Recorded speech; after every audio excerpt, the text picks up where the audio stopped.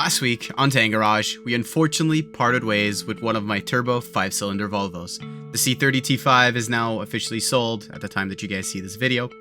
And yeah, we're moving on to bigger and better things. We also took time to install the summer wheels on my girlfriend's 2015 Volvo V60 T6R design. This week, we're going to be hopefully fixing a pretty big issue that I've been having ever since I installed the coilovers on my XC70. There's been a pretty nasty clunk that I suspect that's been coming from the front sway bar. Also, we're going to be installing Bosla's brand new Chameleon color-changing fog lights. Hey guys, welcome back to TankGarage. My name is Frank, and I'll be the man behind the camera. In today's video, we're gonna be fixing the clunking issue, hopefully, on my XC70 T6. Like you guys know, this car has gone to quite a little bit of modifications, and we still have a lot to do on it. Then we have Bosla, which have been nice enough to send us their newest bulb, which is the Chameleon fog light bulb. So this bulb goes from a white to a yellowish, and then to a full-blown yellow, and then you also have the warning flash at the end, which should be kind of cool in events, shows, and things like that. So let's get right to work. We have to fix the clunking and we have to install new fog lights. Let's go. Before the video starts, make sure you like, subscribe, and turn on post notifications so you don't miss any uploads from TankGarage.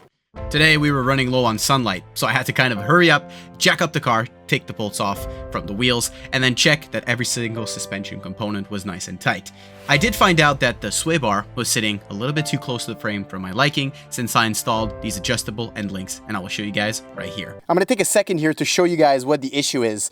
Well, number one, I had to cut off the end of the plate right here, which used to house the 4C sensor, which we don't have anymore. So we only have the ABS line, which, yeah, don't worry about that. I'll have to change that line.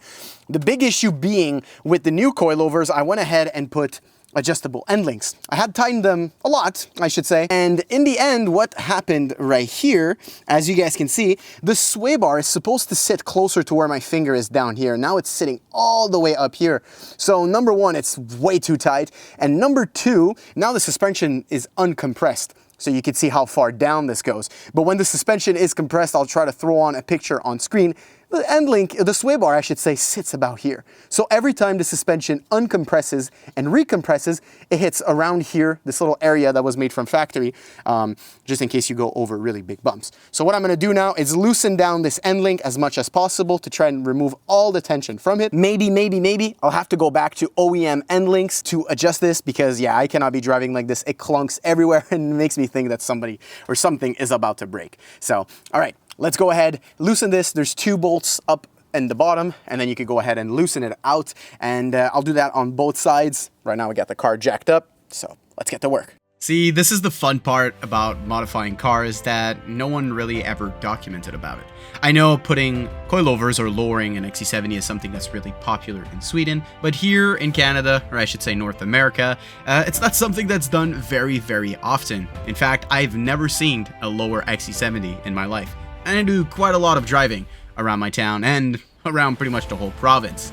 So hopefully we'll be able to fix all of that by loosening the end link. Unfortunately, even after lengthening the end link to the maximum length that it can go to, the car still clunks ever so slightly when I go on very, very big bumps. At least now, the car is drivable and I can do my daily errands and go to work, because I've been pretty much stealing my girlfriend's V60 T6R design ever since. So we'll have to fix that issue by putting back OE end links to the right length. I don't think that the adjustable end links were the right move. I did purchase them because usually when you lower a car, you do need shorter end links, but let's say in this case, we didn't really need to. Let's hope that we don't run into any more issues after we're done fixing the suspension. All right, so I've extended it to the maximum that I can. I did measure with the OEM end link. I'm running low on time with light here because, yeah, came after work, so I don't have that much time. Worst case scenario, I'll put back the OEM end links. I'll just probably buy new ones because they look good. The bushings feel good, but they're very, very disgusting. So there's not that much of a difference in between the OEM one and this one, but that extra like 4 to 6 centimeters that the OE one has will probably make the difference if the sway bar is hitting or not. But I've gained, I think, about maybe 5 millimeters lower, so we'll see if it still hits. Now we're just gonna bolt everything back up. I've connected everything in. This is tight, that is tight. The back bolt here, I didn't touch. So let's put the wheel right back. Now that the end link is as big as it can get, we can put the wheel back, lower the car, do the same thing on the other side, and then move on to the more fun stuff. I'm going to be installing Bosla LED color changing fog lights. These are switchback LED fog lights that can switch from white to a yellowish, more halogen look, and then to a full-blown rally style yellow. To access the fog lights, it's actually extremely simple on an XC70. I've made a full-blown video explaining to you guys how to remove the front little grill part and to access the fog light. But to give you guys a quick recap, there's a little fog kind of plastic grill that goes right above the fog light that has the connector for the sensors. What you need to do is pull that out. You could use your hand, it's fairly simple. Don't pull too hard because there are just plastic tabs. Once you get to that, it is a Torx screw that secures the bulb's socket to the actual bumper of the car. Once that is done, there are two little tabs on the left side of the interior of the bumper that you just need to pull slightly to the right and back out towards you. Very, very simple. And then once you have all of that out, all you need to do is pull out the bulb. Twist, pull out the connector, and then put the new bulb in. It is to note that I did encounter an issue where the little plastic pins on the side of the connector would not allow the whole connector to sit fully inside of the light. That would make the light pretty much not turn on. So what I had to do is grab my Dremel, cut one of those sides off, and then go back to the car, test it to make sure that it works.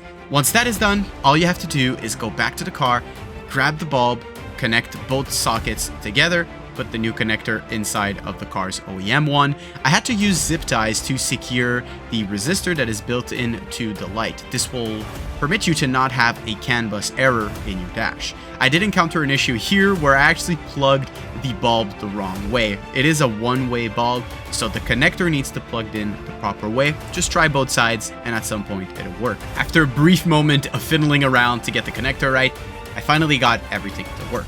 As you guys can see here, this is the switchback that I was talking about earlier, where you can switch from the LED to the halogen looking and then to the full-blown yellow. It looks actually surprisingly well. And then you also have this warning mode, which is good for, emergency situations or things like that. Maybe a park and show, something where you want the car to stand out a little more. But I definitely think that I'll keep the car on the driving mode with the yellow one. Now it's time to do one final checkup before I tighten and clip back everything in place.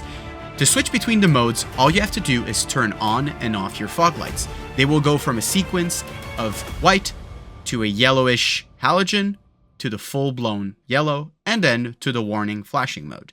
This resets every single time that you turn on and off the car, so you won't have to fiddle around to find which mode it's in. Alrighty guys, it's done.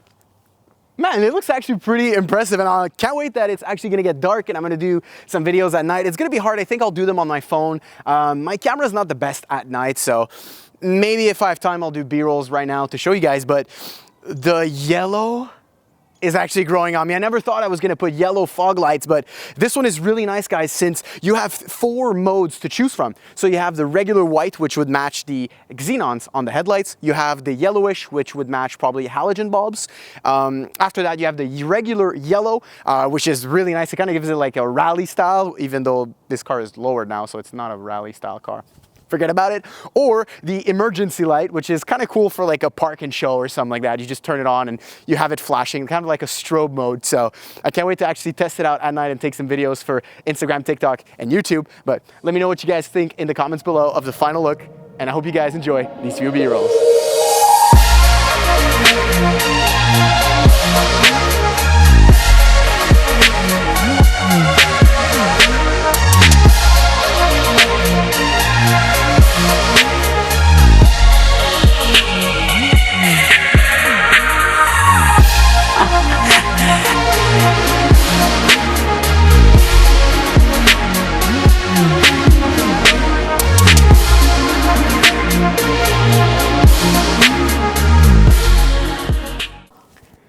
Alrighty guys, pretty cool, pretty cool. Hopefully you guys like, by the way, this new style of editing that I'm trying to develop, kind of looking up to Stradman, who started recently doing stuff like that, and I kind of look up to him because, yeah, I mean, I didn't start the same way that he did, but I kind of started with no knowledge on cars, and I'm slowly working my way up, learning more and more, and hopefully one day being able to do rebuilds and things like that would be kind of cool. I think you guys would appreciate that on the channel. So thank you guys for watching today's video. If you liked, make sure to like, subscribe, and turn on post notifications so you don't miss any uploads from TankGarage. See ya, boys.